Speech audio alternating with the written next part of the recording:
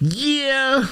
Is my mic unmuted? Yeah, it is. I finally unmuted my mic the right way. How you guys doing, huh? We're waiting on this. You'll probably be curious. You're like, Steve, why are you live? It's early. It's 7:30. I'm live because the Select Committee to investigate the January 6th attack on the United States Capitol is holding a special hearing, which should start any minute, and we are going to broadcast that live on all social media. They are recommending that, I forgot who the other one, Dan Scavino and some other dude, they're recommending that they be held in contempt by the House, or, pushing those charges because they're not complying with it. So we have that going on. Then we're going to do, as soon as that's over, because I don't believe these contempt hearings are usually very short, because what they do is they come in and they lie to you for about 20 minutes, and then they pass their vote on, and then it goes to the House, and we'll have to wait and see what happens with the House in the next day or two when they do a vote on it.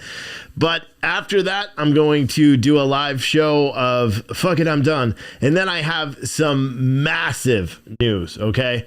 The news you've been waiting for a long time. But unfortunately, you're going to have to watch till the end of the show to find it out. And if you're slick and savvy, you may have already found out a little bit. But yeah, it's pretty dope. So we'll have some news, company-wide news, at the end of this show, whenever it does end. But for anyone just tuning in, if you're unfamiliar with who I am, I'm pretty awesome. My name is Steve. I host this show. This show is called Fuck It, I'm Done. I'm also the editor-in-chief of Citizen Stringer, founder of Pure Truth Coffee, and everything else that we do here over at the Citizen Media Group. I'm the brain. I won't even say I'm the brains behind it. I'm the idea behind it, and everyone else is keeping it a tight ship. Especially April. She works her ass off every day. And I think I need to just make a segment where we dedicate a portion of the show every single day. Like not a moment of silence. It should be a moment of yeet for April, because she busts her ass every single day. So yeah, but this show is sponsored by Spartan Armor Systems. You can check them out, SpartanArmorSystems.com. Use code YEET. That is YEET. 2 E's, whatever, and you get 5% off.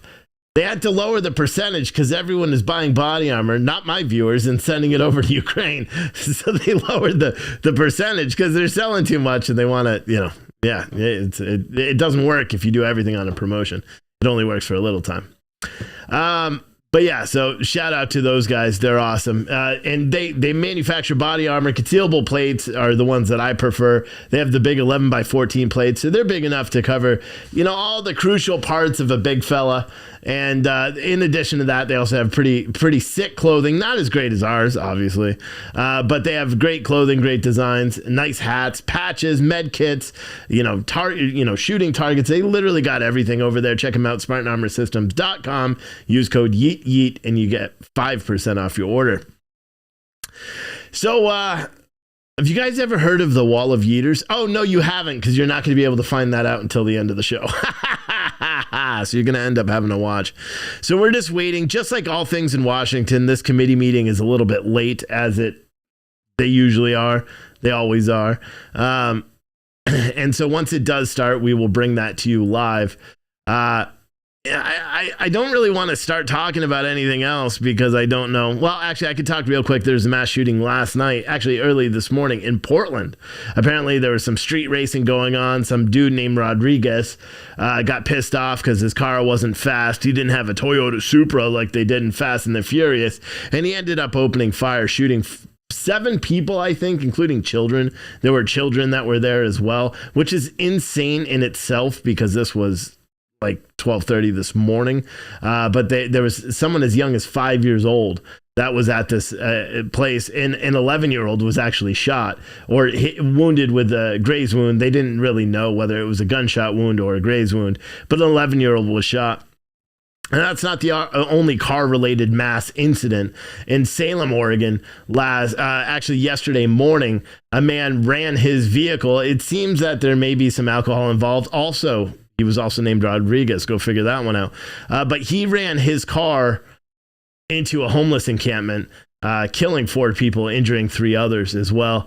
I was just reading one article right before I started the show where they were talking about just some of the life-saving efforts that some of these other homeless people that were sleeping on the streets actually did in an effort to try to save the people that were, trapped under the vehicle. 10 or so of the homeless guys all came together and picked up the car and tried to save the person that was underneath the car. But they did arrest both suspects, both Rodriguez's. So far, the one that was involved in the shooting appears that he is still behind bars. He is facing a $250,000 cash bond for attempted murder, $250,000 cash bond for some other violent felony, and a $5,000 bond for some gun-related charge. And he was a young kid, too, 21 or 22 years old. The guy that was involved in Salem, Oregon, with that street racing gun, mow down homeless people on the streets of Salem. That was, I believe he was 24 or 25 years old as well. Both Rodriguez's, I don't know their names.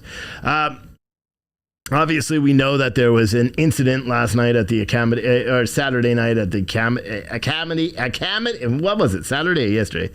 The Oscars, right? Everyone knows that Chris Rock walked, Chris got rocked. Anyway, not really even. He took it like a champ. But Will Smith walked up to Chris Rock after Chris Rock made a joke about Smith's wife being bald and that she, he was talking about her and he said, "Congratulations on your role in G.I. Jane 2. Because she's bald." And apparently you're not allowed to pick on people anymore. And Will Smith actually thought the joke was funny. If you watch the video, he thought the joke was funny until he looked at Jada Pinkett Smith and she was like, "Ah!" And then Will Smith decided that he had to be a tough guy, and he walks up and he slaps. Now, there's a lot of confusion on whether or not this is even real or staged because of the reactions to everybody. Chris Rock took a really bitchy slap to the face, and I wouldn't say it was a manly slap. Granted, you don't slap a man. I don't hold a lot of respect for people that slapped. I've never been slapped in my face, but I can honestly say that I've never slapped another man in my life.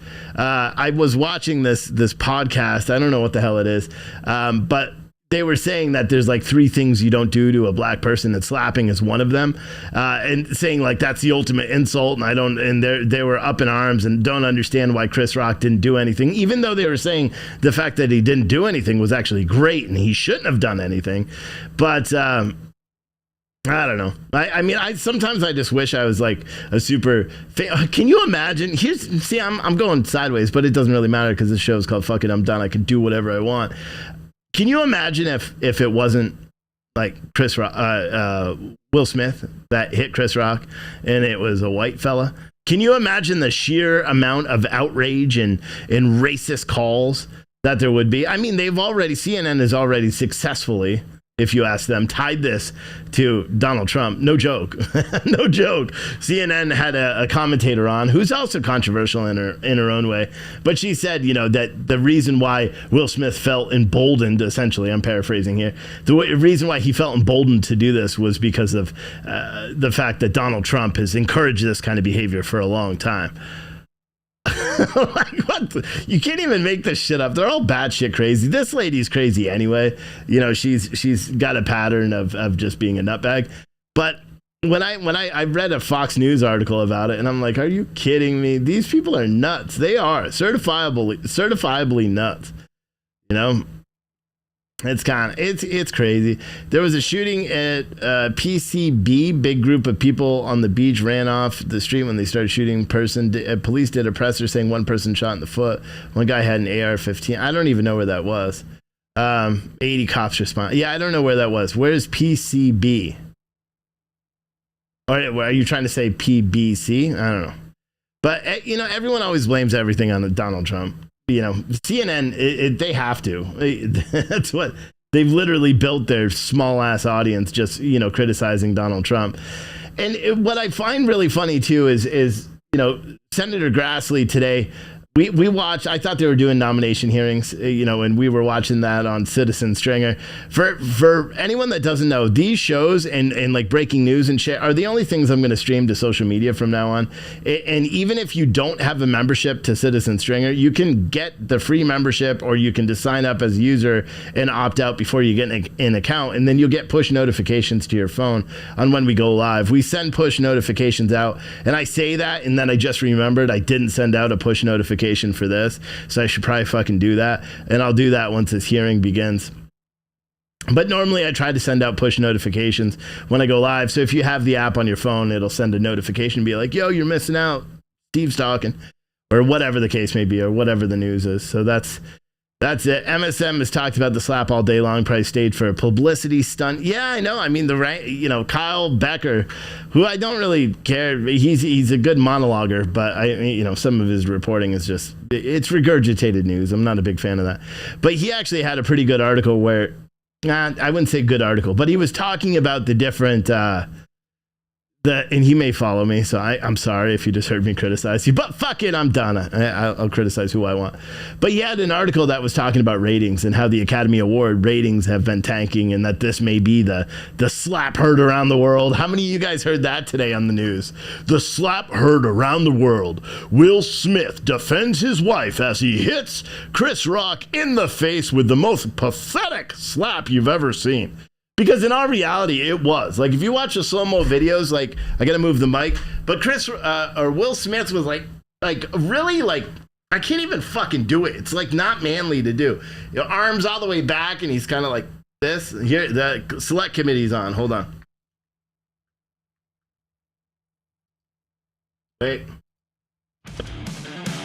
To consider a report on a it's one of those fucking buttons. Recommending the House of Representatives find Peter K. Navarro and Daniel Scavino. Can't even say their names, idiot. Of Congress. Shithead. Refusal to comply yeah, with I'll keep me up in the corner. Issued by the Select Committee to investigate the January 6th attack on the United States Capitol.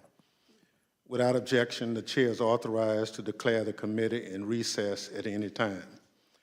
I'll now recognize myself for an opening statement. Of course you will, you loudmouth piece of shit.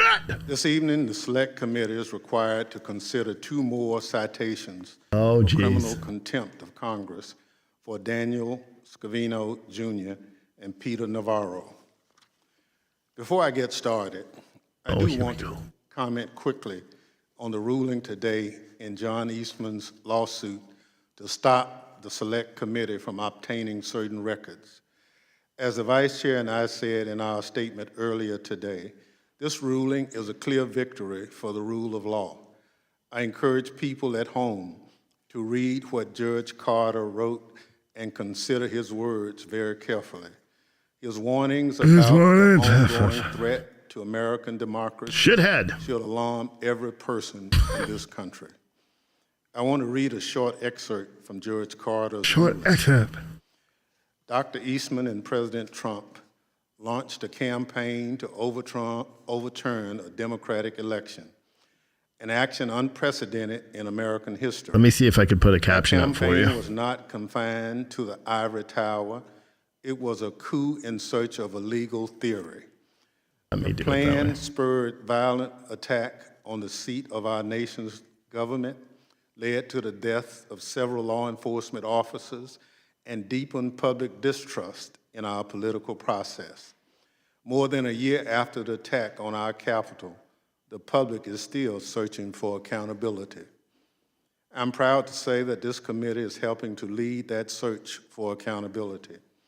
It is why we are here tonight. So let's turn to Mr. Scavino and Mr. Navarro. These aren't household names, and my colleagues will share some details. Dan Scavino isn't? Shut the hell up. Why they are so important to our investigation. In short, these 2 men played a key role in the ex-president's efforts to overturn the results of the 2020 election. The Select Committee subpoenaed them for records and testimony to learn more about their roles and what they knew. In Mr. Scavino's case, he strung us along for months before making it clear that he believes he's above the law. Mr. Navarro, despite sharing relevant details on TV and podcast and in his own book, he also stonewalled us. The contempt report published last night gets into the weeds on this. Oh, but does broadly, it? Mr. Scavino and Mr. Navarro are making similar excuses. They're claiming that the information we want from them is shielded by executive privilege. To remind everyone, executive privilege is a power of the president to make sure official sensitive information and conversations stay private. It's a privilege used to protect the presidency and our national security. It usually involves the president and that president's closest advisors, cabinet secretaries, top aides. In the lead up to January 6th, Mr. Scavino and Mr. Navarro were both government employees. They worked in the White House. They drew salaries paid by the taxpayers. They had conversations with the ex-president, so now they are saying they won't answer any of our questions because of executive privilege. There are a couple of big problems with their argument. First, generally speaking, executive privilege doesn't belong to just any White House official. It belongs to the president. Here, President Biden has been clear that executive privilege does not prevent cooperation with the select committee by either Mr. Scavino or Mr. Navarro. And while the ex-president reportedly has raised privilege concerns when it comes to Mr. Scavino, in Mr. Navarro's case, nobody has even tried to invoke privilege except Mr. Navarro himself. That's just not the way it works. Peter Navarro isn't president. It's important to note that even if a president has formally invoked executive privilege regarding testimony of a witness, which is not the case here, that witness has the obligation to sit down under oath and assert the privilege question by question. But these witnesses didn't even bother to show up. Second, if the ex-president had a legitimate claim to executive privilege, this is a privilege that applies to things that happen in an official capacity. So if Mr. Scavino or Mr. Navarro are claiming that all the information they have is protected by executive privilege, they are basically saying that everything they did in their official roles, paid by taxpayers. As I said before, we want to talk to Mr. Scavino and Mr. Navarro about their roles in the attempt to overturn an election. The American people didn't pay their salaries to do that.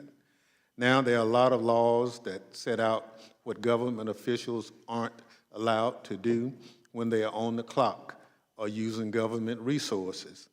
It's important that taxpayer dollars don't support political activity, and there are a few bright lines about every specific situation. I can't sit in my office on Capitol Hill and make fundraising calls. Every staff member has to take an ethics training every year to remind them that what's in and out of bounds. I don't mean to make light of it, but it's just for the record and for those watching at home, trying to overturn an election is out of bounds. I am live, Ben. This is live right now, Ben. Yet, Chill Mr. out, Scavino Ben. and Mr. Navarro Ben. say they won't talk See, about here I the am. causes of January Ben. 6th because they were White House officials at the time, engaged in official business, and so executive privilege stands in the way. They potentially played a part in an attack on American democracy, but they can ignore our investigation because they worked for the government at the time. That's their argument. They're not fooling anybody. They are obligated to comply with our investigation. They have refused to do so, and that's a crime.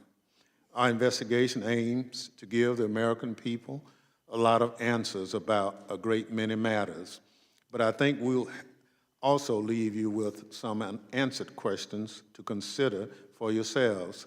Questions about the sort of people who deserve the power and responsibility of positions of public trust.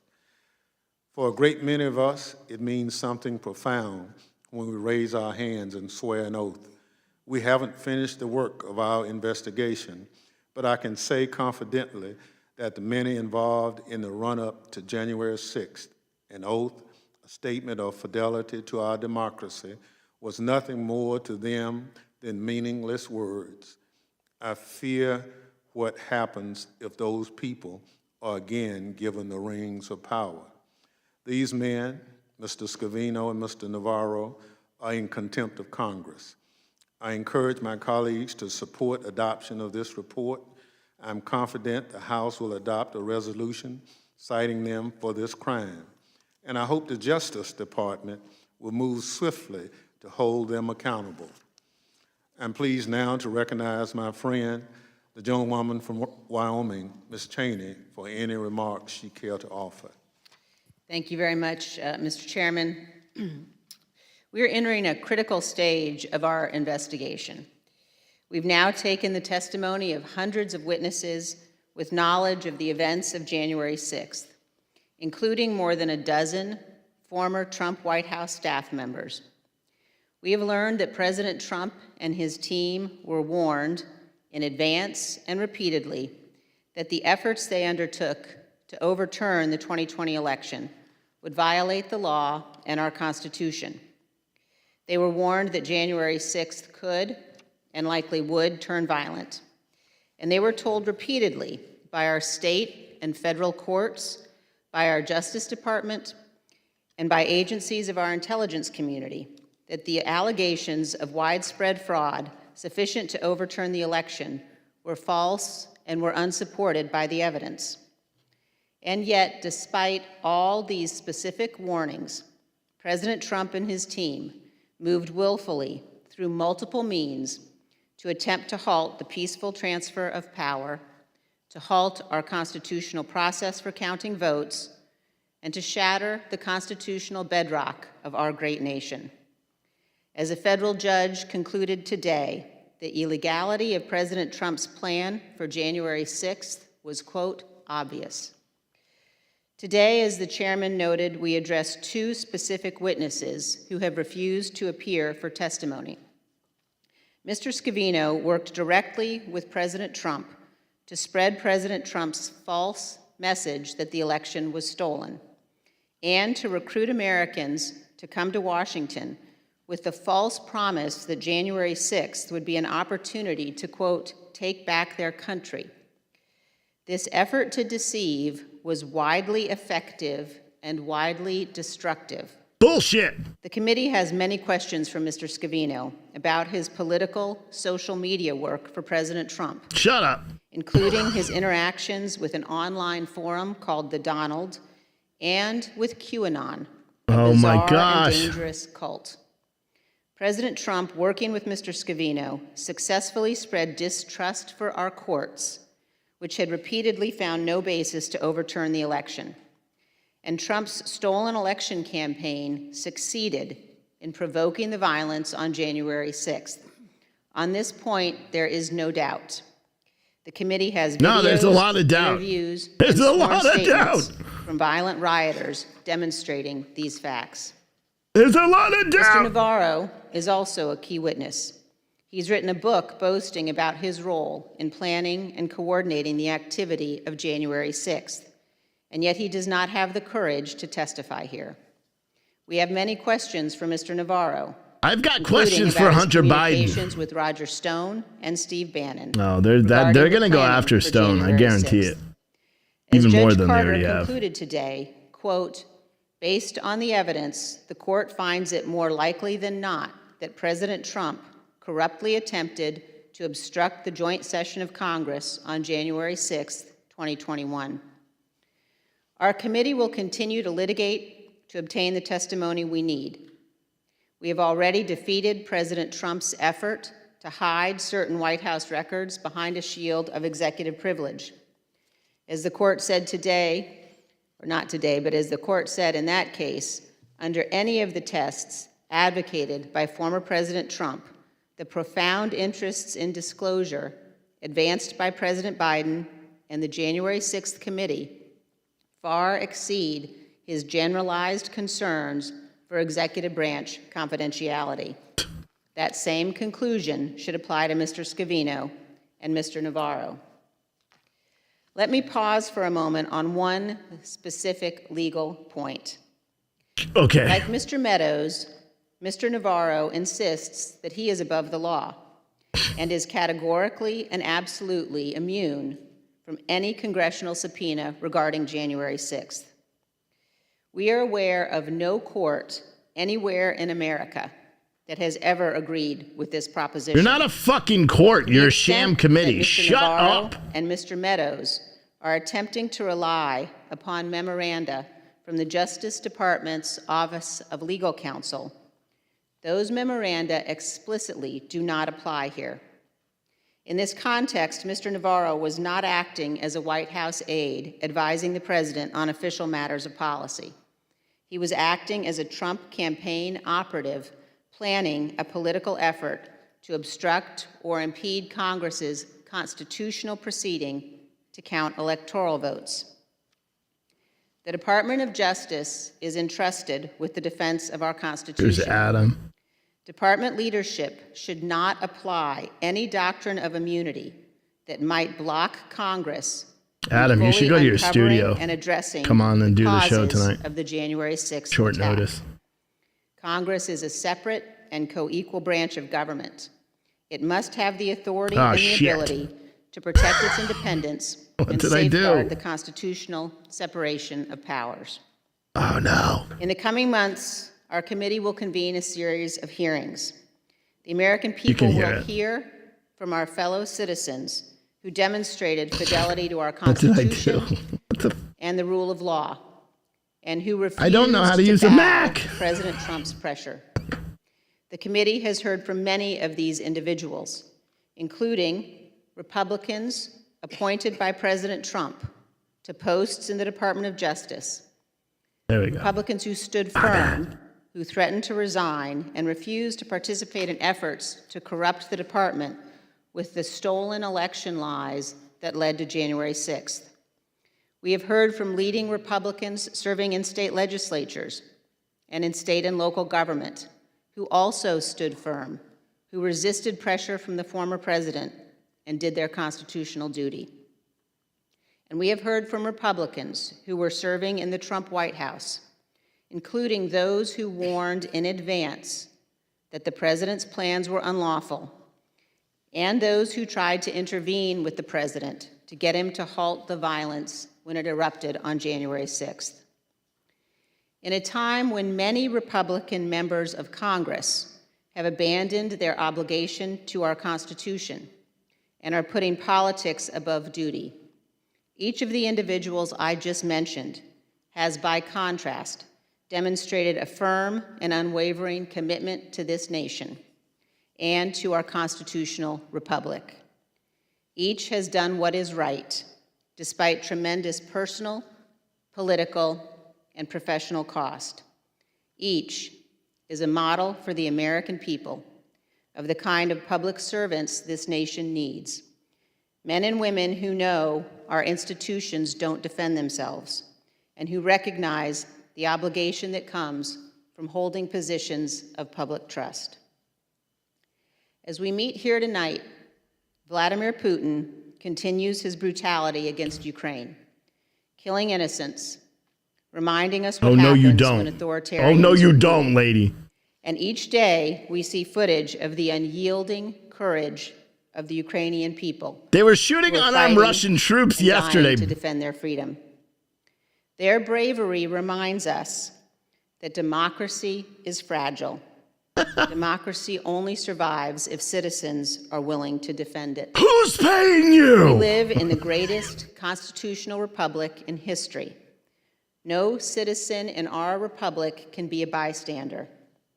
If we don't stand for our freedom and our republic, we will lose them. In his ruling today, Judge Carter put it this way. It's fucking President gone. Trump's plan had worked. It would have permanently ended the peaceful transition of power, undermining American democracy and the Constitution. If the country does not commit to investigating and pursuing accountability for those responsible, the court fears January 6th will repeat itself. Thank you, Mr. Chairman. I yield back. Gentlelady yields back. Pursuant to notice, I now call up report on a resolution recommending that the House of Representatives find Peter K. Navarro and Daniel Scavino, Jr. in contempt of Congress for refusal to comply with subpoenas duly issued by the Select Committee. Like, why even do this? All these fucking punks. Oh. United States Capitol. The report was circulated in advance and printed copies are available. Not to The us. clerk shall designate the report. Report on a resolution recommending that the House of Representatives find Peter K. Navarro and Daniel Scavino, Jr.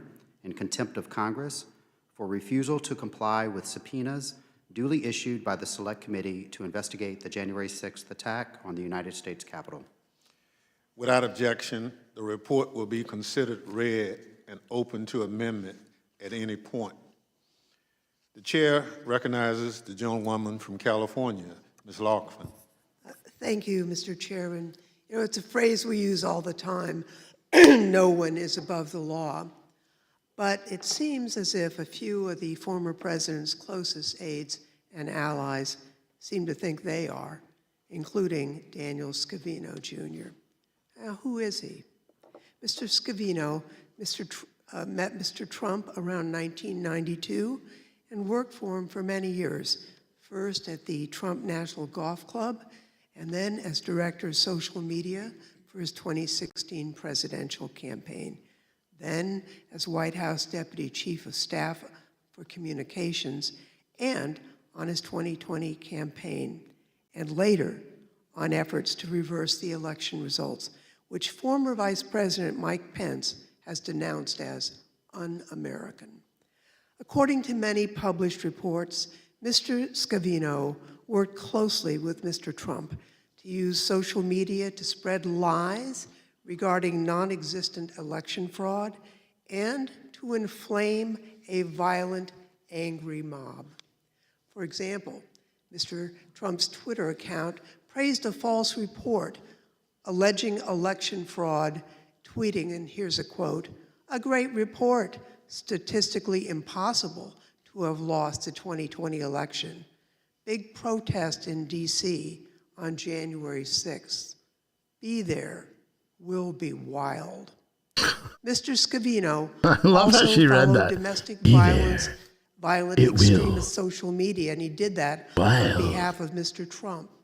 This committee has reason to believe that doing so provided Mr. Let's get freaky in Scavino here. with explicit advance warnings of the violence that was to occur on January 6th.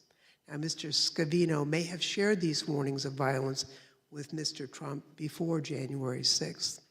He reportedly attended several meetings with Mr. Trump and others regarding reversing President Biden's legitimate victory. Mr. Scavino was also with Mr. Trump during the Capitol attack, while Mr. Trump failed to immediately try to stop it, despite urgent bipartisan calls for him. He did, by the way, within an hour. Republican Senate Minority Leader Mitch McConnell rightly said that the public needs to know everything about You don't what think who's caused reading chat, and occurred motherfucker? on January 6th. Oh, I To am. inform both I the am. American people and legislative reform proposals, this committee needs to speak with Mr. Scavino. He has to fulfill his legal and his moral obligation to provide testimony and documents, or he should face the consequences. That's why we're taking this action today. In the United States of America, no one is above the law. This committee is doing its job. The Department of Justice needs to do theirs. I yield back, Mr. Chairman. Gentlelady yields back. The chair recognizes the gentleman from Illinois, Mr. Kinzinger. It's a Kindinger. Mr. Chairman, and as the Vice Chair mentioned with Ukraine, it reminds us that democracy. What's the over-under on him crying today? Bad things that happen, but how they defend it and how they come back from that. And that's the importance of this committee. So Dan Scavino met Donald Trump when he was 16 years old. He became a longtime Trump employee and remains a true Trump loyalist. In the Trump administration, Dan Scavino served as director of social media and for its final 2 years as deputy chief of staff for communications. And as the select committee report notes, Dan Scavino was with then President Trump on January 5th and 6th. He spoke with President Trump by phone several times on January 6th and was with the president when many urged him to help stop the violence at the Capitol. He was always, at all relevant times, a Trump and White House insider. Social media as a means of monitoring and shaping trends was Dan Scavino's core business. Reports tell us that Dan Scavino and his team monitored extremist social media sites, monitored trends on social media, and used extremist social media sites to shape public perceptions. There is, in short, a great deal of highly important information that Dan Scavino has that the Select Committee needs to know. I want to focus on one aspect of that, what Dan Scavino could tell us about what then President Trump thought was likely to happen on January 6th. Did the president know that the rally could turn violent, that his rhetoric on the ellipse could send an angry mob to storm the Capitol? When Trump noted on the evening of January 5th that he had a fired up crowd, did he know that they might take it literally when the next morning he told them to, quote, fight hard? Dan Scavino was there and could tell us a lot about that. We need to hear from him. And refusing to talk to us, he's stiff-arming the American people, and he's hiding the truth. It's unlawful and there is no excuse. Then President Trump asserted that he generally did his own tweets, but he acknowledged that on occasion, Scavino helped to shape them. We know that he often composed social media posts and discussed their language with Trump. With that in mind, let's take a closer look. On December 19th, 2020, Trump retweeted a video that ended by urging viewers to, quote, fight for Trump. And here it is. January 6th was then just 2.5 weeks off. Dan Scavino could tell us something useful about why Donald Trump retweeted that particular message. President Trump also retweeted a video titled, quote, how to steal an election. Among other things, it argued that COVID-19 was created to ensure that Trump would lose the election. And here's that one. QAnon had already retweeted that one by the time Trump did. We'd like to hear what President Trump's director of social media has to say about that. And what did Trump's extremist followers on The Donald and other hard-right social media sites make of all that, of President Trump urging them to join in a wild protest on January 6th? Some of his followers on the Donald French site took it as marching orders. Dan Scavino had every reason to know that they would be violent. Dan Scavino was well aware of what his boss wanted. And to the extremist violent users that used the site like Donald Trump, or like the Donald, Dan Scavino himself sent out a video that a user on the same site understood to be, quote, literal war drums. President Trump had by then been president for a full 4 years with Dan Scavino at his side. They knew that the January 6th crowd could turn violent. They knew exactly what they were doing, and the Select Committee needs to hear directly from Dan Scavino about his and President Trump's role in inciting violence that day. Thank you, Mr. Chairman. I'll yield back. Gentleman yields back. Chair recognizes Gentleman. the gentleman from California. Are you fucking Mr. kidding? Schiff. Thank you to our gentlemen. chairman and vice chair for convening us today. Our committee has a singular purpose: to ensure that our nation never again experiences the violence of January 6th, that there is never again an effort to overturn a presidential election or to interfere with a peaceful transfer of power.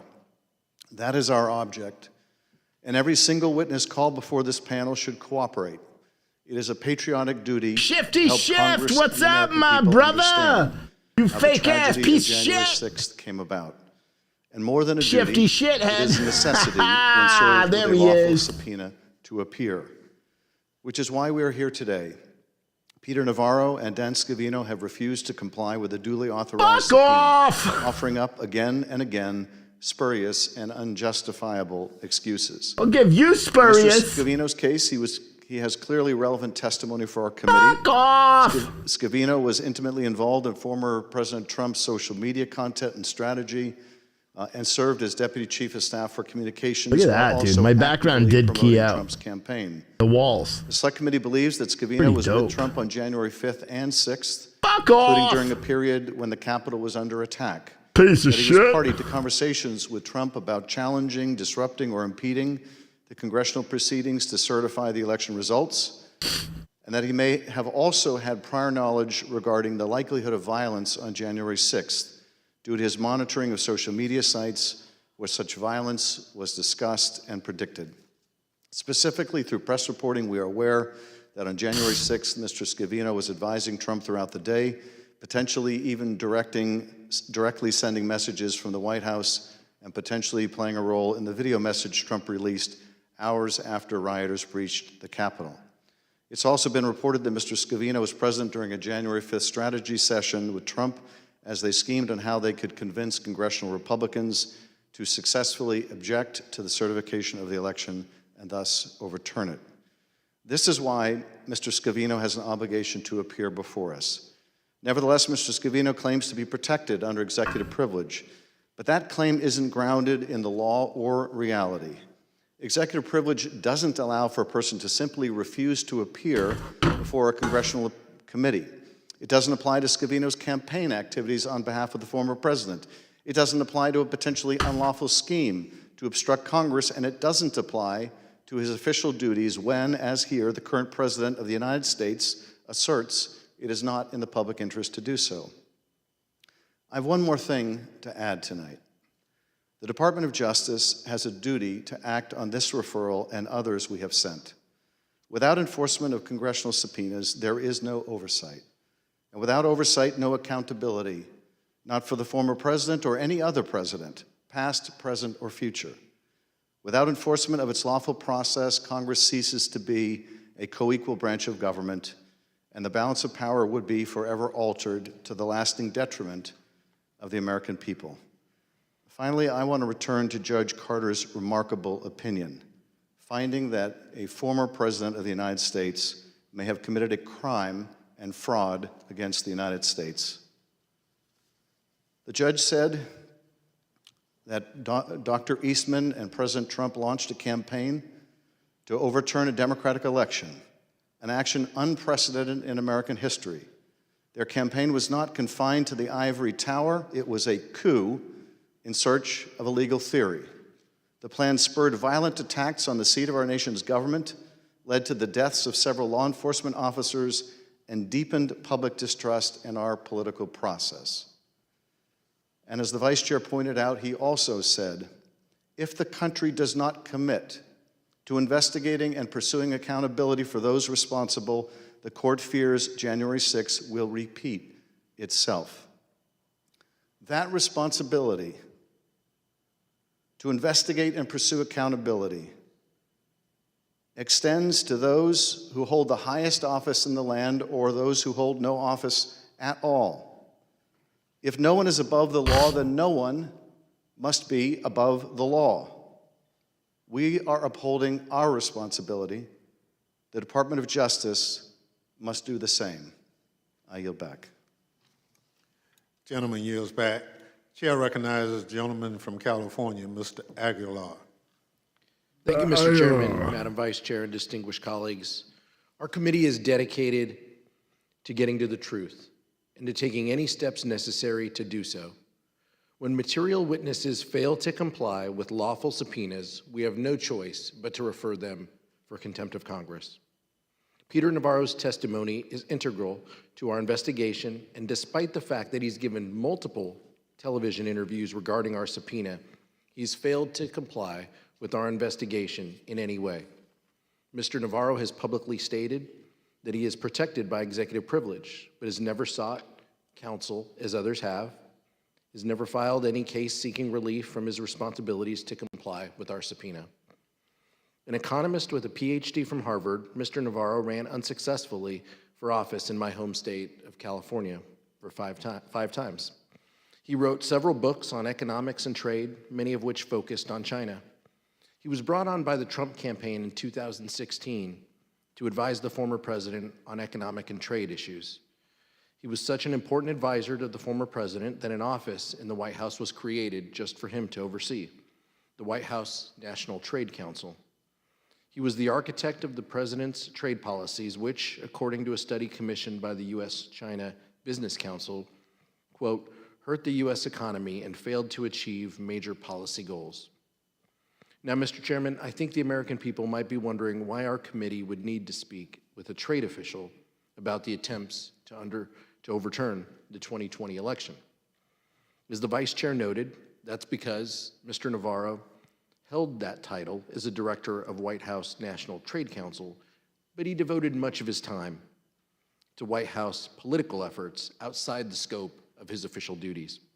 In fact, the American people are likely to know Mr. Navarro solely in his political capacity.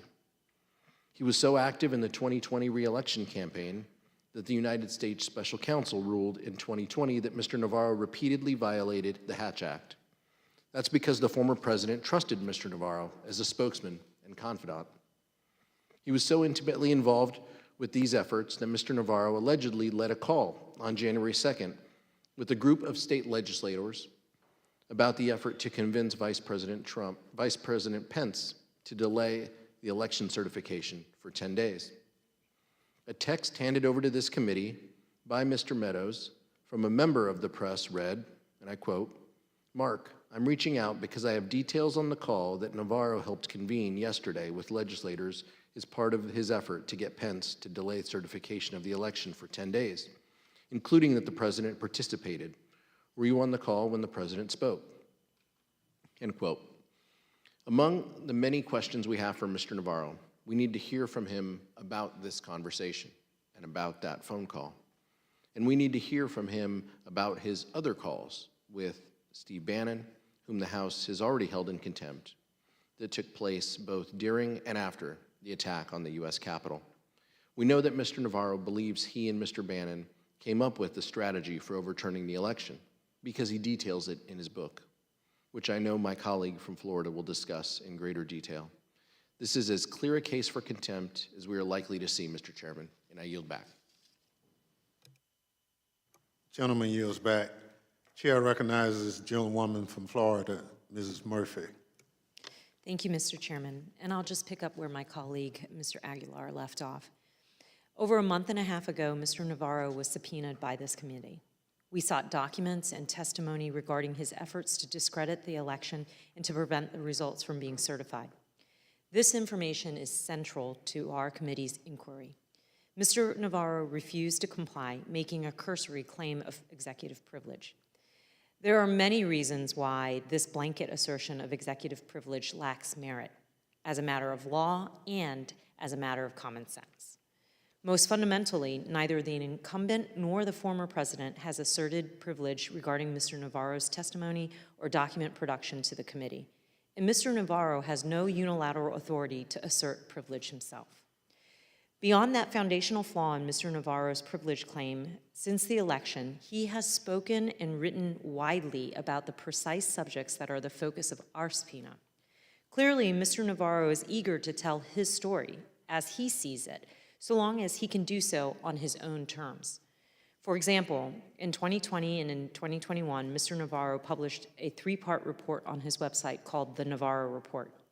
In it, he makes allegations about election fraud that have been debunked. Furthermore, in November 2021, Mr. Navarro published a book called In Trump Time. He describes in detail actions he took to change the outcome of the election. For instance, Mr. Navarro claims credit for working with Steve Bannon to concoct a scheme they called the Green Bay Sweep. The core of this plan was to encourage Vice President Pence to delay certification of the Electoral College votes on January 6 and to send the election back to state legislators.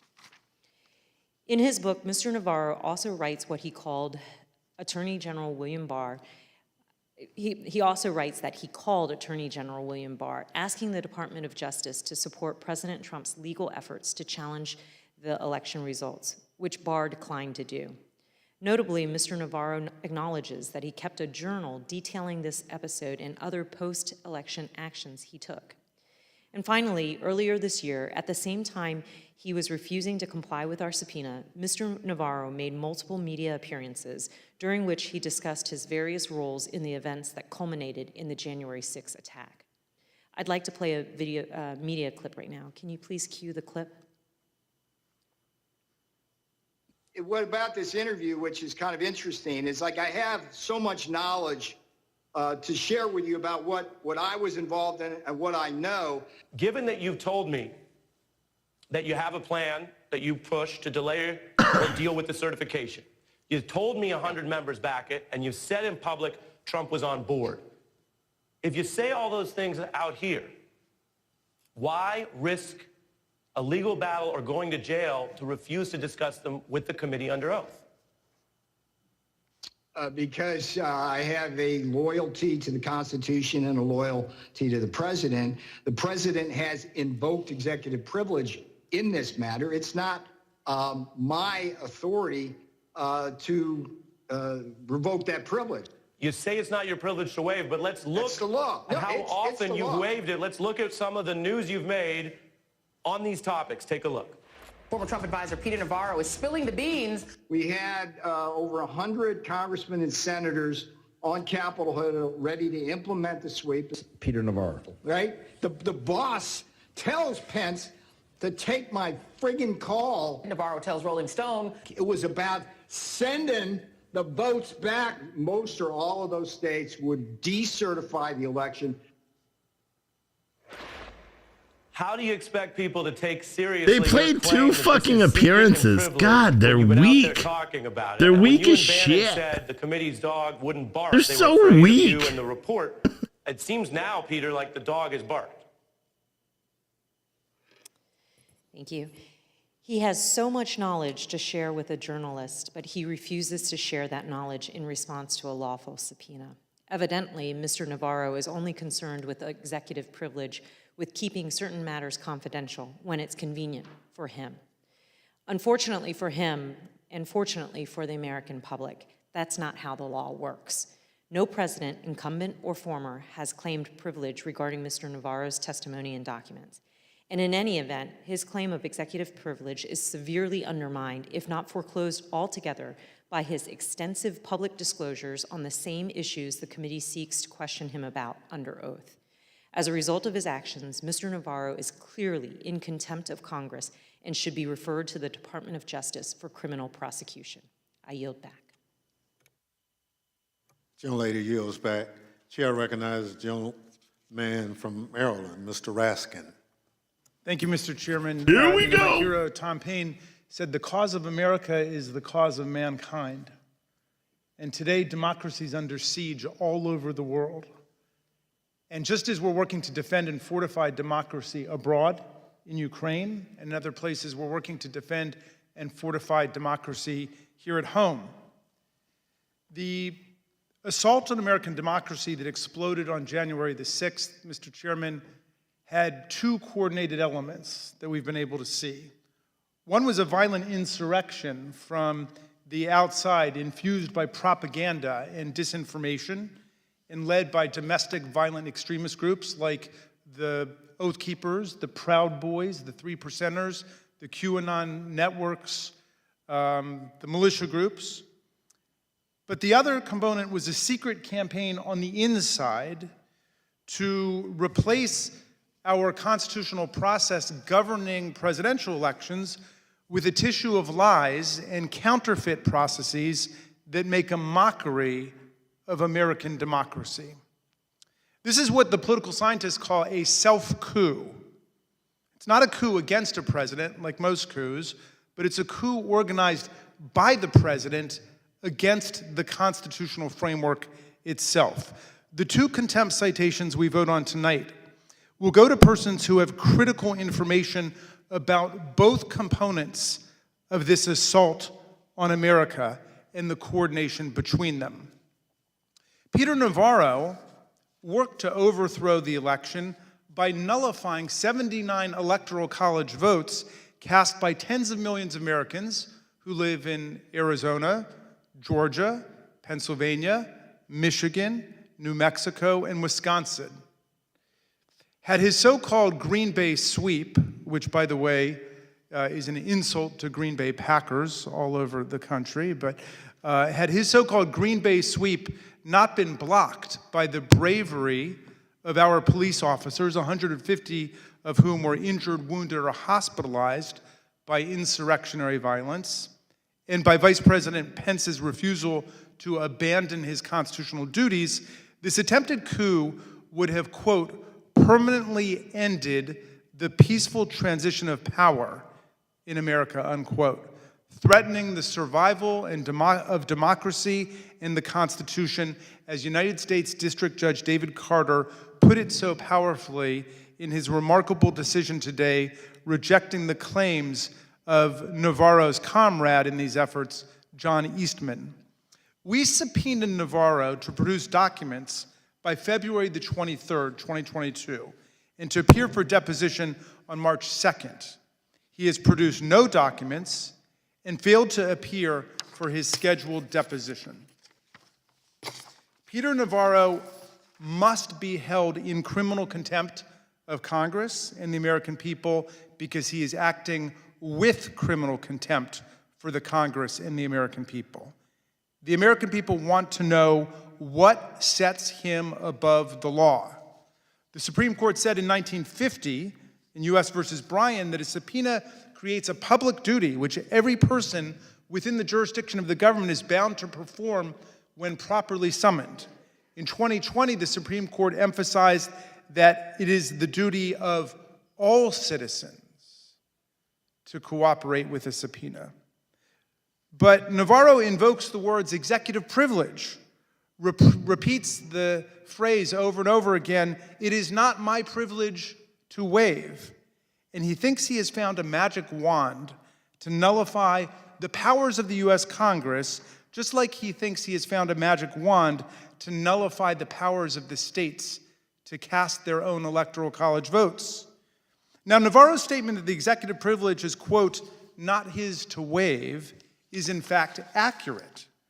But if the executive privilege is not Navarro's to waive, then neither, for the exact same reason, and by definition, is it his to assert in the first place. The Supreme Court has been clear that the executive privilege belongs to the President of the United States. And on February 28, 2022, the White House counsel notified Mr. Navarro that President Biden determined that assertion of executive privilege is not justified with respect to Navarro's effort to cover up the evidence of his participation in this assault on American constitutional democracy. So Navarro then appears to fall back on the vague assertion that the executive privilege here belongs to former President Trump, which is not only dubious, but entirely irrelevant, because our committee has not been given any attempted invocation of executive privilege by Donald Trump, either formally or informally, indirectly by Peter Navarro or directly by Donald Trump. Nothing. There is plainly no assertion of executive privilege here, either by the actual president or by any former president.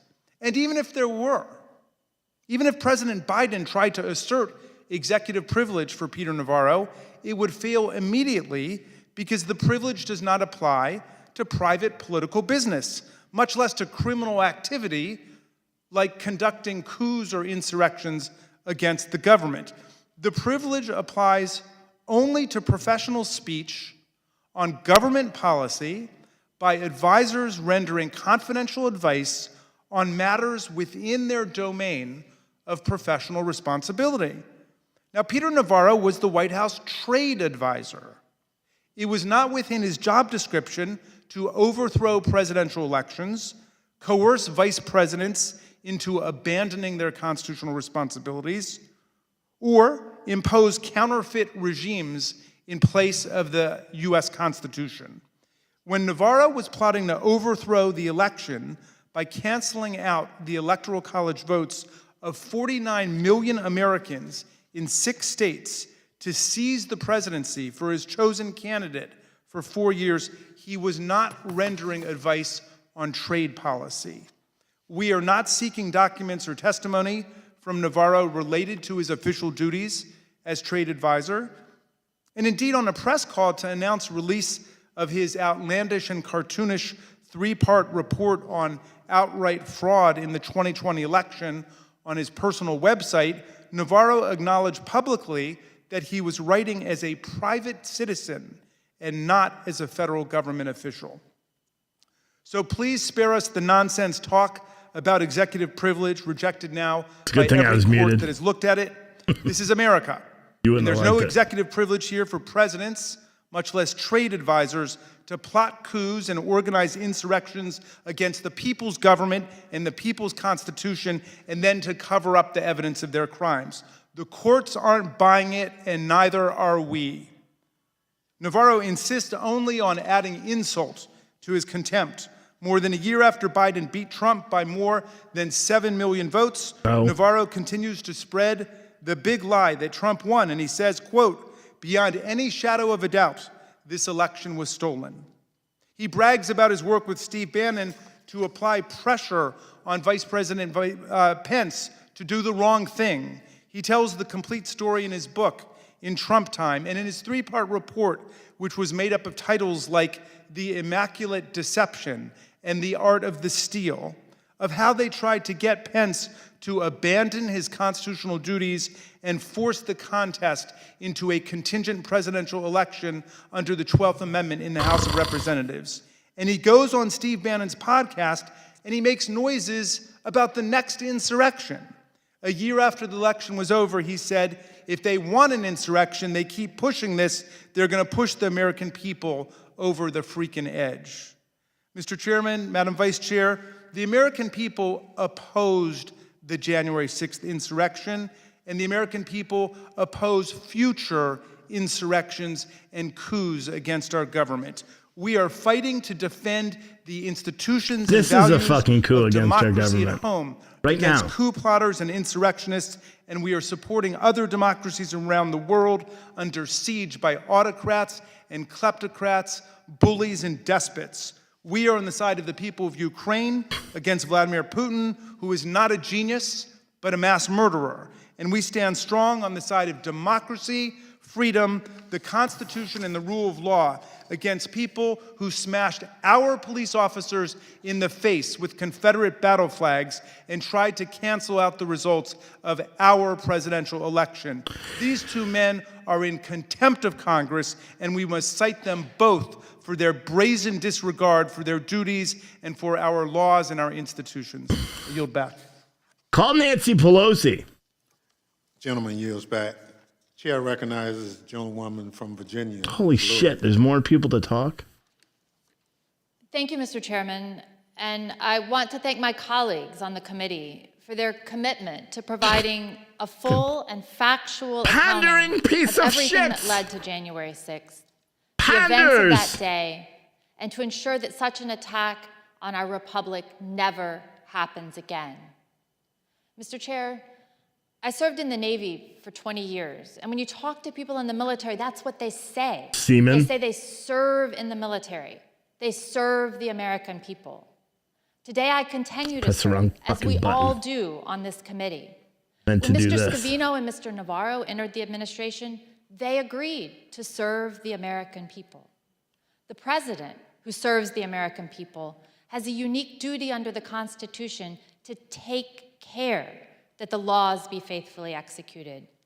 And those that serve under the president, especially those closest to him in the administration, are integral to performing that duty to take care that the laws are faithfully executed, not to undermine those laws. Congress has a constitutional duty to investigate, and we have a duty to the American people to investigate the violent attack on our Capitol that attempted to prevent the peaceful transition of power. Mr. Scavino and Mr. Navarro have a duty to respond to the subpoenas of this committee. However, they've decided, apparently, that they're above the law. 50 years ago this year, a small group of people in the Nixon administration also decided they were above the law. They engineered a cover-up to hold on to political power. They were almost successful, but it took Congress, the Senate, to get to the truth, a truth that the American people deserved. This committee has conducted more than 800 voluntary depositions and interviews, with more scheduled, including witnesses who worked in the previous administration. The committee's received nearly 90,000 documents pertaining to January 6th, and we followed up on more than 435 tips received through the committee's tip line. Hundreds of witnesses have voluntarily come forward and cooperated with our investigation. However, Mr. Scavino and Mr. Navarro refuse to answer this constitutional duty. Why are they special? Why is it when we get closer and closer to the former president, his inner circle, those nearest to the president, why are those I'm the ones fucking who losing my refuse mind to here. tell the American I thought this people was going to be what quick. they Shut know? up. What is it they're covering up? Now Mr. Scavino and Mr. Navarro have attempted to obstruct the pursuit of justice and to stonewall this committee's work and conceal the truth, despite both publicly acknowledging their roles in promoting election fraud conspiracies and counseling the former president on changing the outcome of election. What, Mr. Scavino and Mr. Navarro, are you covering up? Who are you covering for? We've been through this process before. What, Mr. Meadows, are you covering up? And who are you covering for? When given the opportunity to tell the truth about the attack on January 6th, both Mr. Scavino and Mr. Navarro continue to put loyalty to Donald Trump before the Constitution and the American people. Tonight, I will vote to hold Mr. Scavino and Mr. Navarro accountable for their actions and recommend that the House of Representatives cite both of them for contempt of Congress. And the Department of Justice must act swiftly. I will echo what my colleagues have already said, but more bluntly, Attorney General Garland, do your job so that we can do ours. And I yield back. I think there's one more, hopefully. If there's no further debate, good, it's done. I now recognize the gentlewoman from Wyoming, Ms. Cheney, for a motion. Mr. Chairman, I move that the committee favorably report to the House the committee's report on a resolution recommending that the House of Representatives find Peter K. Navarro and Daniel Scavino, Jr. in contempt of Congress for refusal to comply with subpoenas duly issued by the Select Committee to investigate the January 6th attack on the United States Capitol. The question is on the motion to favorably report. And then the world ended. To the House. Those in favor say aye. Aye. Those opposed is no. No. In the opinion of the chair, the ayes have it. Mr. Chairman, I request a recorded vote. A recorded vote is requested. The clerk will call the roll. Ms. Cheney? Aye. Ms. Cheney votes aye. Ms. Lofgren? Aye. Ms. Lofgren votes aye. Mr. Schiff? Aye. Mr. Schiff votes aye. Mr. Aguilar? Mr. Aguilar votes aye. Mrs. Murphy? Aye. Mrs. Murphy votes aye. Mr. Raskin? Aye. Mr. Raskin votes aye. Mrs. Luria? Aye. Mrs. Luria votes aye. How is the chair recorded? Mr. Chairman, you are not recorded, and Chair votes aye. Mr. Chairman, I didn't. And Mr. Kinzinger? Kinzinger votes aye. Mr. Kinzinger, aye. The clerk will report the vote. Chairman, on this You fucking vote, double there are checking. 9 ayes, These people are 0 idiots. noes. The motion is agreed to. The vice chair is recognized. Mr. Chairman, pursuant to Clause 2L of Rule 11, I request that members have 2 calendar days in which to file with the clerk of the committee supplemental or additional views on the measure order reported by the committee tonight. So ordered. Without objection, staff is authorized to make any necessary technical or conforming changes to the report to reflect the actions of the committee. There being no further business, without objection, the The Select Committee stands adjourned. Well, wasn't that the biggest load of shit you ever did see? Fuck, how come this is... Oh, wait, do I have to... Bam. Aha! Look, we're in a brick studio. Brick house. Fucking technology, right? All right, welcome to the show of Fucking I'm Done, where we just wasted a couple of hours of our time. It's okay. It's okay. I mean, we knew it was going to happen. Whenever this committee goes, they're not being honest about anything, ever. So we can't really expect them to start being honest about anything, ever. Right? You know what I'm saying? They're never going to be honest, ever. I fucking cares, dude. That's the thing with this hearing, is we're never going to actually find out what anything is and what actually happened on January 6th. We won't find it out. We're never going to know. Like, simply, we will never, ever know. They will never let us know. They're gonna do what they're doing and just masquerade this fucking shit show that they're, whatever they're trying to portray it as. And we'll never know who was actually behind the failures of that day, which led to our capital. I've said repeatedly, if this was an actual hearing into finding out what happened with J6, I'd be bout it, in the wise words of somebody who said bout it. But they don't care. They don't care. And I mean, why would they? It doesn't further their agenda to actually find out, because then they would have to be like, whoa, shit, what involvement did Nancy Pelosi have? Because I just figured that they speak in an accent. Why did Nancy Pelosi fire the sergeant at arms or accept the resignation? Why, when Chief's son requested help 7 times, it was not granted by the people that she oversees? And everyone's like, she doesn't control the sergeant at arms. Motherfucker, she hired the people. When the 2 sergeant at arms quit right after this, she hired the new people. And one of which happened to be, wasn't he a major in the DC National Guard? The one that didn't send any troops? These people, they're so damn corrupt. So corrupt. How many pedophiles have been found working directly under her command? Several. Fact check that, fuckers, because that's true. They just caught one in Arlington a couple of months ago. You didn't hear about it in the big news. The person worked for the chief architect who answers to Nancy Pelosi. He worked for them or I think it was under the House Sergeant at Arms for like 20 plus years. Taxpayer dollars went to that child porn guy. It's not a surprise. Anyway, welcome to the show for anyone that's just tuning in. This show is called Fuck It, I'm Done, and it's where I talk about whatever I want. If you say something stupid in the chat, there is a great chance that I'm going to target you, and I'm going to go like this and put it up, and then I'm going to roast you. Except,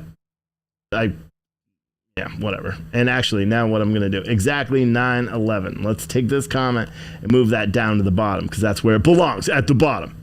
Anyway, we also have some huge news at the end of this show. And I'm not quite sure how long I'm going to keep going, because it's already 8:41. I thought that shit show would be over in like 20 minutes, but apparently it wasn't. And apparently we are live on Citizen Stringer's 24/7 channel, which I'm not quite sure how that even occurred, because if you had access, you could log into our server right now and see I'm not even on the output screen. So I don't know how that even worked, because this feed is going into the server, but it's not actually being sent out from the server, and yet we're on the 24/7 server. I just can't understand some technology sometimes, but whatever, it's working, so who cares? Let's not,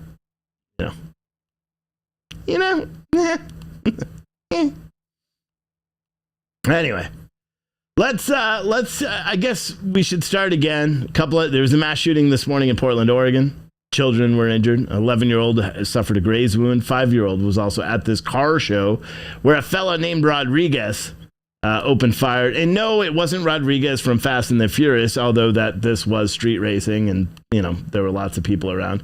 But I believe 7 people were shot in that mass shooting.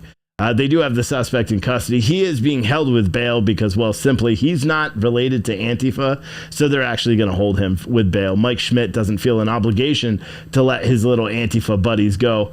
In Salem, Oregon, yesterday, another Rodriguez, a guy in another souped-up car, apparently alcohol may have played a part. He ran into a bunch of homeless people, about 4 of them, actually about 10 of them, killing 7 of them, and the other 3 are still actually in the hospital right now. Those are not good news stories, and I'm not cheering them on. I just think it's very important to cover stuff that other people don't really want to cover. Also, you may have watched, and this is a little bit of a repeat from what I talked about earlier before that shit sham hearings began. We know Will Smith sucker slapped. They call it sucker slap. I mean, in all reality, he didn't sucker slap anything. It was clear that either one, this was a staged event. Anyway, Will Smith, let me go back. So the Academy Awards were taking place yesterday, and it was quite the scene. The stars were aligned for everybody, and their viewership was shit. Like always. Nobody watches the Academy Awards anymore, especially not when there's like wars and conflict and Trump is having a rally. Nobody pays attention to any of that shit anymore. But they held this thing, and they were giving an award for some documentary, and it took the documentary of Como or something like that. Como, not like Andrew Cuomo, the pedophile, sex offender, allegedly. Not that dude. It was like Como or something. I forgot what it is. Kumo, whatever. But it was a documentary. And then what? I was being arrested. My friend turned me in. Steve was trying to help me escape. Okay. I have no idea what the fuck you're talking about. Must have been a different Steve. Anyway. So yeah. Chris Rock, the comedian, most notable for Rush Hour. I don't understand anything that's coming out of your mouth. That's a household meme thing. If memes existed back when that show came out, it was good, right? Jackie Chan. So it was a good show. Good show. Anyway, Chris Rock is sitting up there getting ready to introduce this documentary, and it was very nice, and he's giving a heartfelt speech, and it led to Will Smith, and he starts cracking jokes, and he says Jada Pinkett Smith, who's Will Smith's, spouse, and then Will Smith's spouse, Jada Pinkett Smith, suffers from alopecia or something. I think that's what it's called. I thought alopecia was with goats. I'll be honest. I thought it had something to do with goats, but apparently not. It has to do with Jada Pinkett Smith. And I'm not trying to crack a joke. I really thought it had something to do with goats. I was really surprised yesterday. Anyway, he made a comment on the fact that she had a head as shinier than mine because apparently alopecia makes you lose your hair. And when he made the joke and said, Jada Pinkett Smith, Will Smith's wife, Jada Pinkett Smith, congratulations on G.I. Joe 2. And Jada Pinkett Smith was like, and rolled her eyes back. Will Smith is actually seen laughing at the joke, and the camera turns off of him, and Jada Pinkett Smith must have been like, you fucking defend me.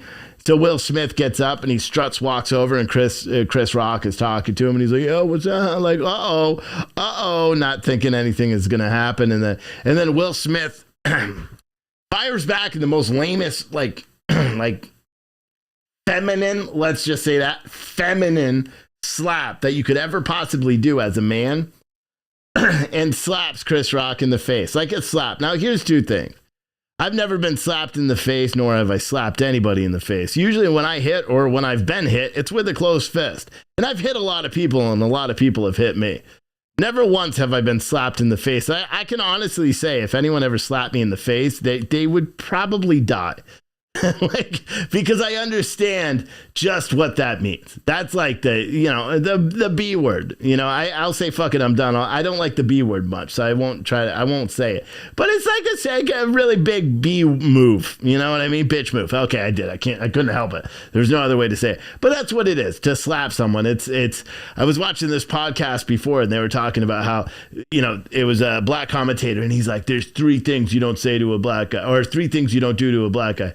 And one of which is slap. And he's like, if I was Chris Rock, I would have knocked Will Smith the fuck out. And he's like talking all big and bad. And, maybe he could have. I don't know. But you got to say, if it was real, Chris Rock handled it like a professional or a B-wad, like one or the other. Because again, my definition, for one, a man doesn't slap another man with an open hand. And secondly, if he does, the man who is the slappee, not the slapper, but the slappee, has a moral obligation for all men to beat the living crap out of the person who slapped him with an open hand, as justification for being like, yeah, never do that. It's a big no-no in man code. But Chris Rock, you got to give it to him. His professionalism excelled. He laughed when he was slapped, didn't knock him off his feet. He laughed and then said, well, isn't this going to be a moment for the Oscars or something? And a lot of people are saying, like, maybe it's staged. A lot of people are saying the fact that Chris Rock, when his face was coming back, like after getting slapped, and his face was coming back, and he's like, because I'll be honest, when I'm about to lay hell on someone, when I'm about to beat someone up, I'm the happiest I ever am. I have a smile on my face. That's just how I am. Very frightening because I don't have smiles typically. But when I'm about to punch someone in the mouth, the smile comes out. Like that's what it is. So this camera caught Chris Rock in that, like before he said something, and then it showed Will Smith like with a cocky smile as he turned, and he did, like he turned and he strutted away, and there's no way in hell. I would have Tanya Harding'd him, kneecapped. I would have grabbed the mic stand and what? Like just really put him down, especially when security didn't run up, and that's causing a lot of other people to be like, it's not real. Because where was the security?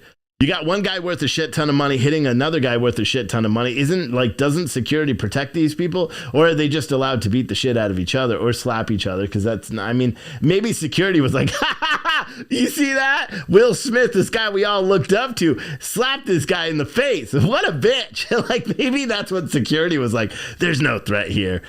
For one, he just slapped Chris Rock, who's got, biceps the size of my wrist, actually probably smaller than my wrist.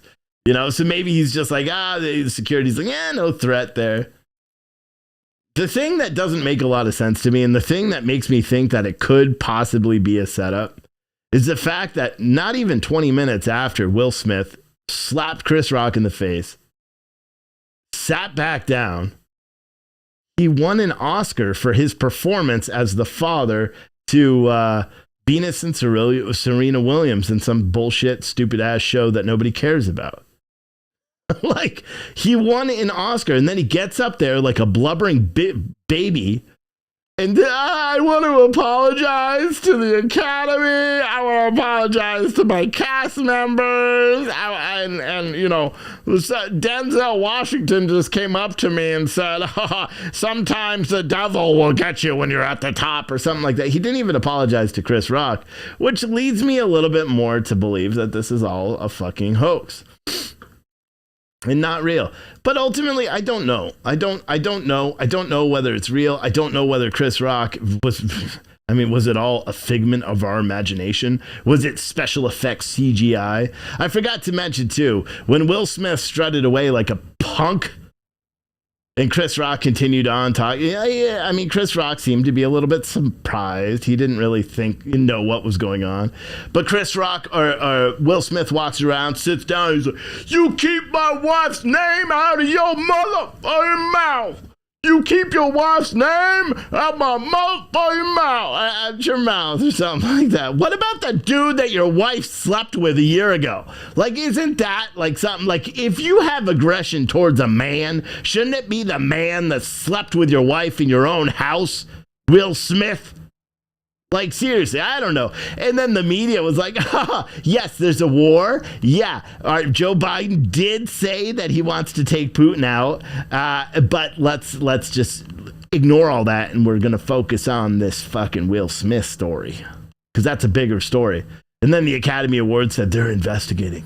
It goes against their policies, but they'll figure it out. They'll figure out what to do. And then what else? What else? Oh, LAPD is not investigating because Chris Rock apparently decided he didn't want to press charges. Whole thing is just fucking garbage. It's another way. Like, they're like, oh, we can't invoke Trump. And here's the thing. They did invoke Trump. Today, CNN, literally, they had a commentator on, and I don't know her name. They had a commentator on Fox News, wrote an article about it. And I was like, this can't be real. This can't, you want to say that maybe you could make an argument and say, well, in a Donald Trump-esque move, security didn't kick anybody out. Like, just like at the Capitol or something like that, even, and just blame it on Donald Trump, even though Donald Trump had nothing to do with, well, actually he did, because he tried to put security at the Capitol and they refused it over and over and over. I know all the liberals that watch this show just to be like, yeah, guess what? You didn't know that Donald Trump authorized 10,000 troops that Nancy Pelosi and Mayor Bowser refused prior to January 6th. I mean, little facts like that are usually not facts that you pay attention to because, well, they're facts and you believe CNN.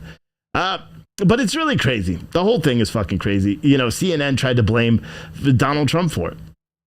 Literally said, oh, well, this is the reason why Will Smith felt emboldened to punch Chris Rock was because of the environment that Donald Trump has left. Donald Trump hasn't been in office in a year. Over a year now. He hasn't been in office, and you guys have literally done everything you can to tear this man apart. And guess what? You're still blaming everything on him. There was a mass shooting in Portland last night. Portland is notoriously left because of Donald Trump's policies. Today I ate peas for dinner, and I hate peas. But Donald Trump says, like, it's just like you have to just invoke him on it. I had to take a shit today, and it was a little runny, and I blame Donald Trump. Literally, CNN is just, and it's not just CNN. It's not just CNN, because we have propaganda in the media that's being portrayed as news left and right. Fox News is doing it too. Not the mainstream media outlets like Fox News and New York Post and all these. They wrote like an article, a very quick article saying Ukrainian military officials are looking into viral videos that show war crimes. And that's it. Small little articles. I don't even know during their actual on-air commentary if they've talked about it at all. There's video on social media of Ukrainian military shooting captured Russian troops in the knees, permanently disabling them. There's other videos of them killing them. There's other videos of them torturing them. These are where they want your U.S. dollars to go. And some fucking sorry, that's not PC. Fuck it. There's some morons on social media, on Twitter last night, when I took offense to the fact that our tax-paying dollars are going to a bunch of Nazis that are torturing Russians. I don't give a fuck about Russia or Ukraine, to be completely honest. Anyone who's never watched my show, I could give two shits what's going on over there. We have a border crisis here we should be dealing with. But I don't want my taxpayer dollars going over there either. Nor do I want them going to a bunch of Nazis. I really don't. And everyone can argue, the Nazi thing is not real. Fuck, it isn't. Look it up. Look up Ukraine Nazi. Dig down past all the CNN articles, and then you'll find actual news about it. And then you'll be like, oh shit. Oh shit. It's real? Ukraine really has a history with Wait, did Ukraine really fight on the side of the Nazis in World War II? Wait, what? U.S. Congress in 2018 had bills in play and laws enacted so they wouldn't fund the Nazi elements of the Ukraine military? What? No, it's all fucking true. It's all true. Nobody cares about it, though. Nobody cares. Fox News is literally showing the Azov Brigade. Showing videos of they're Nazis. They are literally a terror organization defined by Congress. Anyone who wants to argue that, fucking fact check it. Fact check it. It's true. But it doesn't matter, and again, I'm not backing Russia in this whole thing too. I could give two fucks about what's going on between those two countries. Yes, it sucks. Innocent people are dying. Children are getting shot. Fucking motherfucker, we had an 11-year-old shot in Portland, Oregon last night. This morning, actually. 11 years old. I see all these videos. Oh, this young girl shot by Russian troops, these horrible terrorists. We had a little kid shot by a guy named Rodriguez this morning in Portland, Oregon. You know how many kids are shot every day in America? We don't pay the same attention. You see the little girls in Ukraine that has a scar down her face. Pictures all over TikTok or Twitter and Google and all these. It's all over the place. Everyone's talking about, oh, they bombed a school. What about the kids that are going up and selling drugs to people in schools? Nobody cares about any of that shit. Nobody does. Nobody does. Hey, yo, Adrian. There, I did it for you, Clayton. And we are interacting with the chat just a little bit. Not much, just a little bit. You know what I'm saying? Little bit. Let me switch this over so when I do cut social media at the end, I can hang out with the citizen stringers. Should be live. It may have just fucked it up for you guys, but whatever. But yeah, 24-year-old Mexican drove his car into Portland homeless encampment and killed 4 people. No, he didn't. That was Salem, Oregon, not Portland. Get your facts right. This ain't CNN. We don't report fake shit. And I don't know whether he's Mexican either. I haven't seen anything saying Mexican. If you're saying that he's Mexican because his last name was Rodriguez, you're probably a little fucked up in the head. But man, it's so crazy. It really is. You know, someone said, I heard that there's chemical warfare in Ukraine. Nah, the fuck there is. There hasn't been any. And then we have our commander-in-chief gets up and says, when a reporter says, what are you going to do? How are you going to respond if it turns out that Russia is using chemical warfare against the Ukrainian civilians? Joe Biden, in all his mighty wisdom, says, we're going to respond in kind. To which the White House said, fuck! And the head exploded. And then they're like, he didn't mean that. Like, how many times do they have to walk back? Like Fox News did a segment today on Jesse Waters' show where they're like, you have to walk back on the walk back. And that's what happened today. On Saturday, what did he say? Or when they want to replace him as dictator, and everyone can make the argument and say, well, that's not in the United States game plan. It's not to overthrow Putin from power. The fuck it isn't. You got Lindsey Graham, the rhino extraordinaire, jumping on national television saying that a Russian civilian or general should kill Putin. So you're telling me that the liberals are saying they're the ones that are being like, no, don't kill Putin. We don't want that to happen. The fuck? We probably have CIA and FBI. Well, no, the FBI is too busy investigating patriots here in this country. But we probably have CIA and DEA and all these other people just, making shit up out in wherever the fuck they are, in Russia, trying to find a way to body Putin. Again, I could give 2 fucks. I could give 2 fucks about Putin. I could give 2 fucks about Zelensky. I could give 2 fucks about Biden. I could give 2 fucks about everybody. I don't care anymore. Yeah, you want me to start caring and you want all my viewers to start caring? This is how you do it. Instead of sending $800 million of my tax-paying dollars, I've got a tax burden of about $42,000 that I have to pay the IRS this year. Estimated. $42,000, my company and me personally are going to be on the hook with the IRS. I don't want a penny of that money that I'm paying to the government for the money I made last year. I don't want a penny of that going to fucking Ukraine or to Pakistan for gender reassignment of research or to fucking any of the other countries or to East Bumfuck for, social whatever. I don't want any of that. You know what I want? I'd rather just be able to cut a check for my taxes to the Border Patrol or Texas DPS that are actually doing the hard work every single day. I talked about it on the Wake Up America show that we had on Citizen Stringer. Just in case you guys didn't know, I'm not going live on YouTube or social media at all during the day unless it's breaking news. We are going to, within the next 2 weeks, we're going to have a full lineup of shows on Citizen Stringer that you can watch. And we will make it free probably on citizenstringer.com. There'll be a little widget or something that lets you watch for like 15 minutes before you got to become a member. We're still trying to figure out how to make that work. If any of you guys are programmers and fucking hit me up, bro. But man, I don't know. The MD Crab said, "Do you like us, Steve?" What? The fuck? Someone said, "You really have a voice in that?" No, we don't. Someone said Elon Musk responded to a statement that he is the richest man, saying Putin is wealthier. Yeah, but Elon Musk is also the same guy that would challenge Putin to a boxing match. Putin would beat the bricks off Elon Musk. I know. And again, I'm not a fan of Putin, but Putin he's been around the block for a little bit. What was he? KGB and all that shit. KGB super spy. Like, how many people he's personally probably killed in his life? I guarantee he does that. when his soldiers like, Mr. Putin, so-and-so spy for Russia or spy for Ukraine.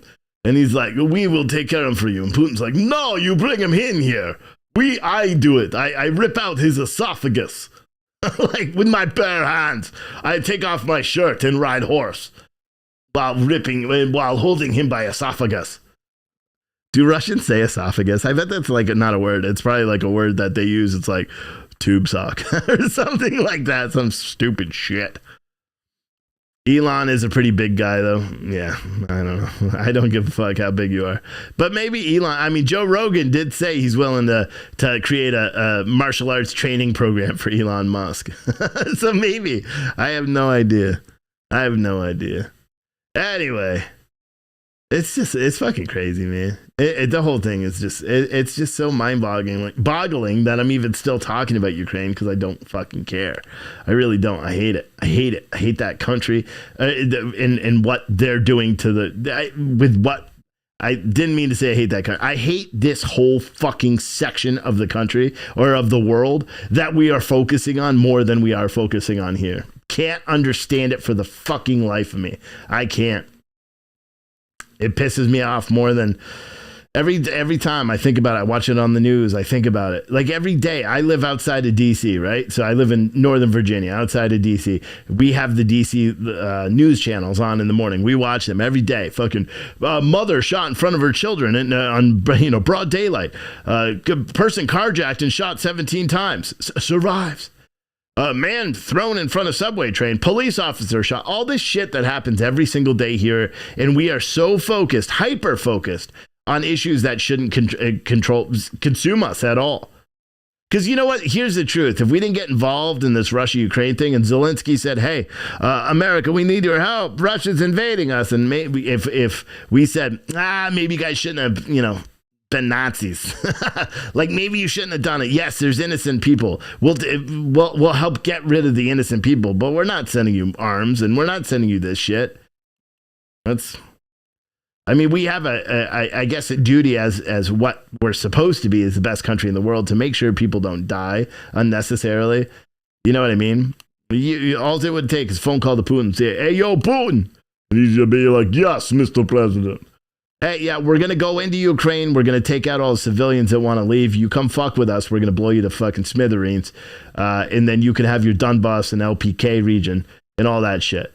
Because for anyone that doesn't know, there's been all sorts of internal conflict there since 2014, where Ukrainian military factions that weren't part of the military, but now are fighting on behalf of the military, were attacking and killing and torturing civilians in the Donbass and LPK regions, the DPK and LPK, yeah, you know me. Those two regions, which remember when the conflict first started, Russia said they wanted to free those regions from the militarization and Nazification and genocide that they've been experiencing. And there's a tremendous amount of documentation showing that is in fact true. The United States government and some of the United States media are pretending like it's not happening, that's the most concerning thing. When the media is fully aligned from Fox News, CNN, MSNBC, NBC News, ABC News, when they are all fully aligned in their narrative, you know damn well they are lying through their teeth to you.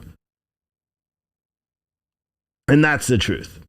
Because right now they have a collective message. And it's fuck Russia, go after Ukraine, we need war. That's how we make money. And that's what's going on is you have all these special interests, all these military people. Who do you think benefits from this $800 million of U.S. military aid? And don't make any mistake. We're not giving them $800 billion or million or whatever the fuck it is in cash. No, we're giving it in military equipment and supplies and ammo and weaponry that are made by U.S. companies, which are the war lobby that have been going and saying, hey, guess what? You have to spend money to make more war. And that's what's going on. So the people that are profiteering off of this conflict are the same exact people that Donald Trump was trying to get rid of. Hey, go figure that one out. He was trying to get out of wars and get rid of the war money. And here we are on the verge. There's no way at the progression that we're going now, and this is the truth, at the progression we're going now, there is no way, mark my words, no way we are not in a worldwide conflict in the next 3 years. There is no way. Look at the destruction that has already happened to our country in the past 13, 14 months. Anyone who believes that we will not be losing soldiers and citizens here in the United States to acts of terror or a straight up fucking invasion, come on. And you know the thing that puzzles me, and I know you may watch this show. I was at a business, okay, the other day, and I walked in, and they know I do this show, and I was talking to the fella behind the counter, and he's like, "Hey, so what do your viewers think about this Ukraine Russia shit?" And I'm like, I don't give a fuck what they think. I think it's bullshit and we shouldn't be spending any money. And he's like, "No, but what do you think about U.S. citizens going over to fight?" And I'm like, "Are you like, I wanna Will Smith you right now? Like seriously, like, I wanna Will Smith you right now. Like if you wanna go and fight for humanity and all that shit, pack on all that, you know, get your kit together, jump on a fucking Greyhound and go to Texas and join the Border Patrol or join DPS or something like that. You got a fucking government job. You've got prior military experience. You probably don't have a criminal record because you work for the government. Switch and do something at our border. Protect our border there. We need law enforcement because, well, the left has been attacking them for 2 years. But all these people are joining and being like, I'm going to go to Ukraine and fight for humanity. We have our own humanitarian crisis right now. April or Lauren, one of those two wonderful writers for our news outlet, citizenstringer.com, published a news article where the Del Rio sector and other sectors now, they're so overcrowded with their detention facilities. Announcements just went out that starting tomorrow, probably starting at midnight tonight, they're going to be processing and releasing migrants on the streets instead of bringing them to detention facilities because they just simply do not have the room. We have a crisis here, and they're going to be dropping these people in towns where there, one, is only one gas station, two, no bus stops, three, no public transportation. What do you think they're gonna fucking do? It's mind-boggling to me, and that's our government. That's what we do, and that's what apparently makes sense to people, which for me, I don't know if I'll ever understand it, you know? And then Joe Biden, for all the times he said we don't have a crisis at our border, also when he was meeting with all those scumbags in Poland, look at that, it's a Sprite bottle, it's fucking clear. Dope as shit, right? I don't have a green screen. My wall is just green, and I have it lit up perfectly, so now I have brick behind me instead of a fucking weird-ass color green.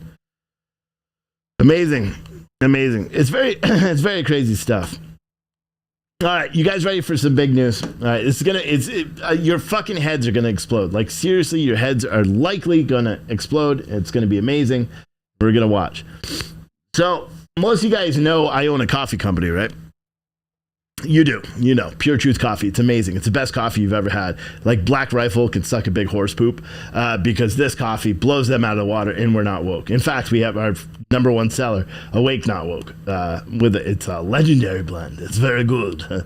But yeah, one of the things that I said I wanted to do when I came up with the idea and launched it back in October last year, whenever I launched it super quick, so I forgot when I actually launched it. But you know, it was like one day I'm like, I should do this. And then the next day I'm like, I'm doing this. And then 3 days later I was packaging coffee and fucking going.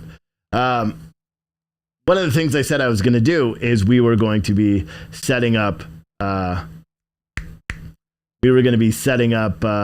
coffee shops, right?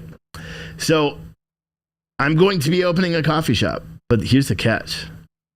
Now this shit's your mind's gonna explode. I'm not joking. Like if you're standing right now, you should sit down. If you're driving a truck, you should pull over because your mind is gonna explode when I tell you this. And I'm not gonna tell you how, but I'm gonna tell you something. And your mind's gonna explode. All right? You ready? You sitting? Not shitting. Are you sitting? Are you sitting down now in your house?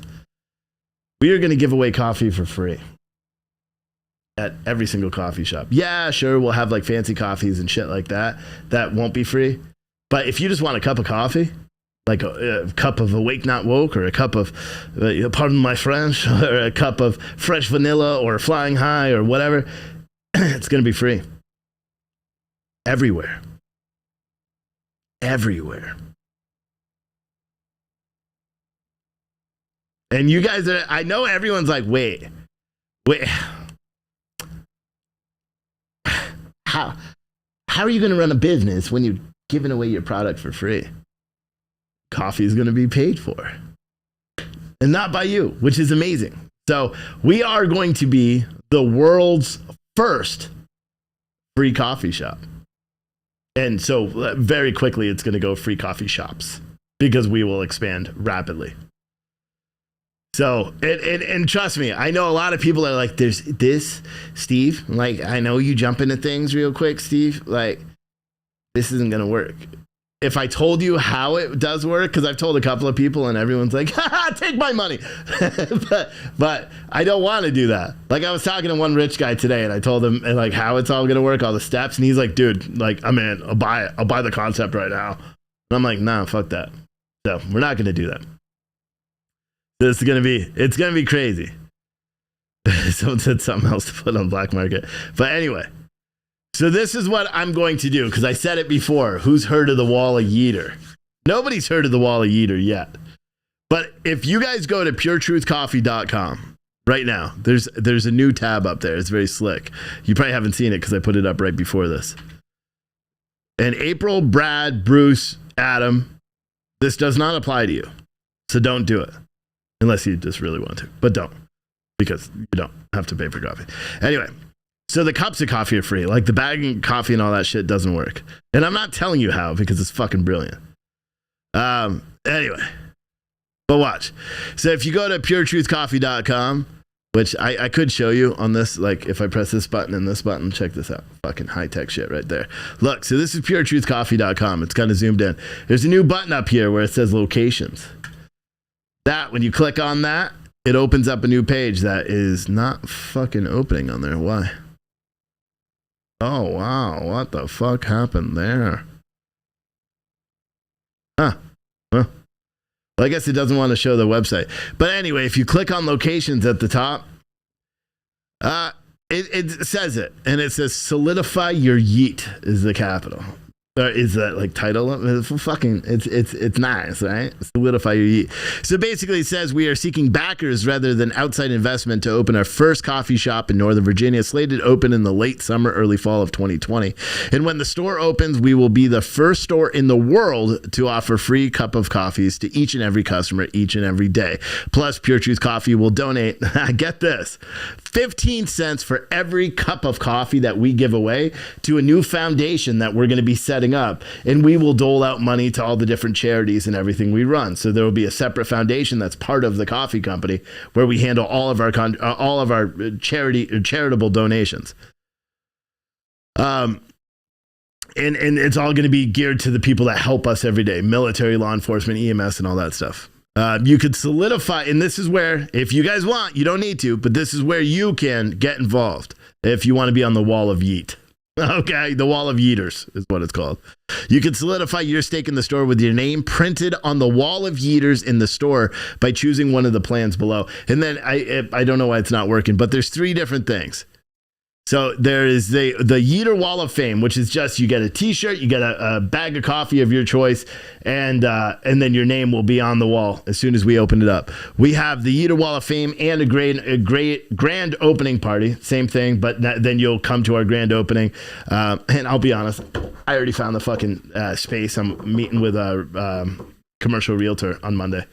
And I'm going to pull the trigger anyway, because now I already know I can make a shit ton of money in the long run, you know, with this concept, because no one else has done it. But there's a catch, because I need to do it and I need to open rapidly, like open a store, have the concept work within 2 weeks, start scouting a new location, boom. And by the way, you'll probably see Pure Truth Coffee nationwide very quick, and we'll have no competition. You'll probably say, wait, Steve, how do you have no competition with all the Starbucks on every fucking street corner? Trust me, there's no competition to this shit. It's fucking brilliant.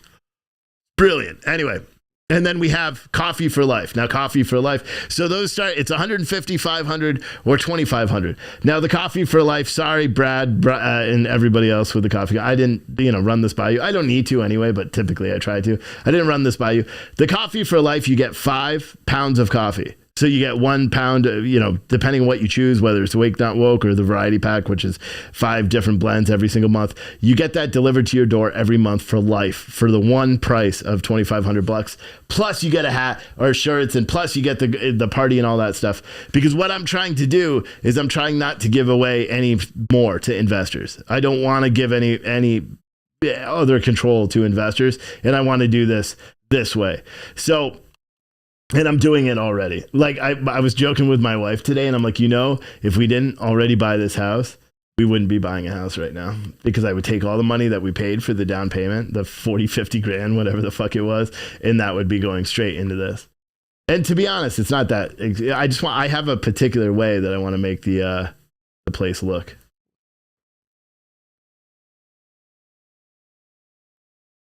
I swear I just heard my fucking doorbell. No reason people come here at night. So I'll be honest, I'm talking about like a big business, and I just fucked it. I just got nervous right there. But yeah.